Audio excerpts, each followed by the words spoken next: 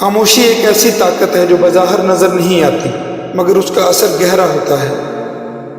زندگی کی دوڑ دھوپ میں ہم اکثر یہ بھول جاتے ہیں کہ کبھی کبھی خاموشی ہی سب سے بڑا جواب ہوتا ہے۔ خاموشی ہمیں اندرونی سکون فراہم کرتی ہے، ہمیں سوچنے کا موقع دیتی ہے اور ہمیں مضبوط بناتی ہے۔ لیکن ہمیں یہ بھی سمجھنا چاہیے کہ خاموش رہنا کب ضروری ہے۔ مثلا کسی بحث یا جھگڑے میں جہاں غصے سے کچھ حاصل نہیں ہوتا، وہاں خاموشی کو اپنانا ایک دانشمندانہ فیصلہ ہوتا ہے۔ کبھی کبھی خاموشی دوسروں کو سننے کا نام ہوتا ہے۔ جب ہم خاموش ہوتے ہیں تو ہم بہتر طور پر سمجھ سکتے ہیں کہ دوسرا کیا کہہ رہا ہے۔ یہ خاموشی تعلقات میں مضبوطی لاتی ہے۔ عبادت یا مراقبے کے دوران خاموشی ایک روحانی تجربہ بن جاتی ہے۔ یہ ہمیں اپنی روح کے قریب لے جاتی ہے اور ہمیں زندگی کی حقیقی حقیقتوں کو سمجھنے میں مدد دیتی ہے۔ خاموشی ہمیں اپنے اندر جھانکنے کا موقع دیتی ہے، ہمیں اپنی ذات کے بارے میں جاننے کا موقع ملتا ہے۔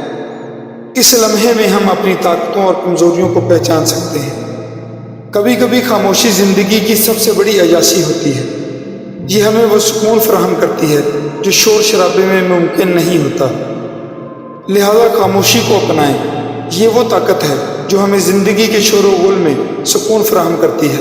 اور یاد رکھیں، کبھی کبھی خاموش رہنا ہی بہترین جواب ہوتا ہے۔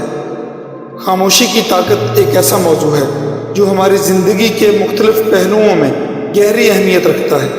خاموشی نہ صرف ایک فطری ضرورت ہے بلکہ ایک طاقتور ہتھیار بھی، جسے ہم صحیح طریقے سے استعمال کریں تو ہماری زندگی میں سکون، سمجھداری اور خود آگاہی بڑھ سکتی ہے۔ دوستو، خاموشی ہمیں اندرونی سکون فراہم کرتی ہے۔ جب ہم خاموش ہوتے ہیں تو ہمارا ذہن بہتر طور پر توجہ مرکوز کر سکتا ہے۔ مراقبہ کے دوران خاموشی کا استعمال ہماری روح کو تقویت دیتا ہے اور ہمیں اپنے اندر جھانکنے کا موقع دیتا ہے۔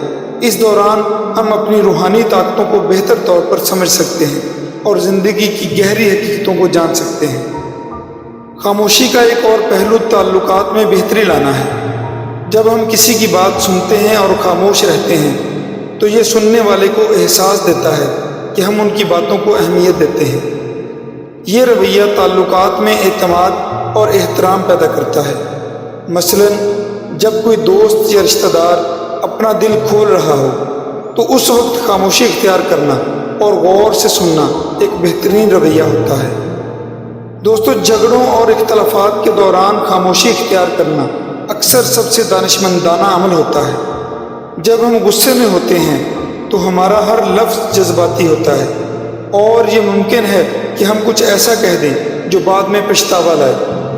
اس وقت خاموش رہنا بہتر ہے کیونکہ یہ ہمیں موقع دیتا ہے کہ ہم صورتحال کو بہتر طور پر سمجھ سکیں اور جلد بازی میں کوئی غلط فیصلہ نہ کریں۔ خاموشی ہمیں خود آگاہی حاصل کرنے میں مدد دیتی ہے۔ جب ہم اکیلے اور خاموش ہوتے ہیں تو ہمیں اپنی ذات کے بارے میں سوچنے کا موقع ملتا ہے۔ ہم اپنی کمزوریوں اور طاقتوں کو بہتر طور پر جان سکتے ہیں اور خود کو مزید بہتر بنانے کی کوشش کر سکتے ہیں۔ اور دوستو، ایک اہم بات، خاموشی تخلیقی صلاحیتوں کو بڑھانے میں بھی مددگار ہوتی ہے۔ جب ہمارا ذہن پرسکون ہوتا ہے اور شور سے آزاد ہوتا ہے تو ہم بہتر طور پر سوچ سکتے ہیں اور نئے خیالات اور تصورات پیدا کر سکتے ہیں۔